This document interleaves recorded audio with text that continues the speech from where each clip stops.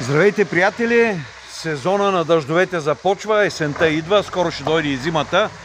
И искам да ви покажа от безхаберието, от недалновидното и непрофесионално управление на ВиК Хасково в лицето на господин Дервенков.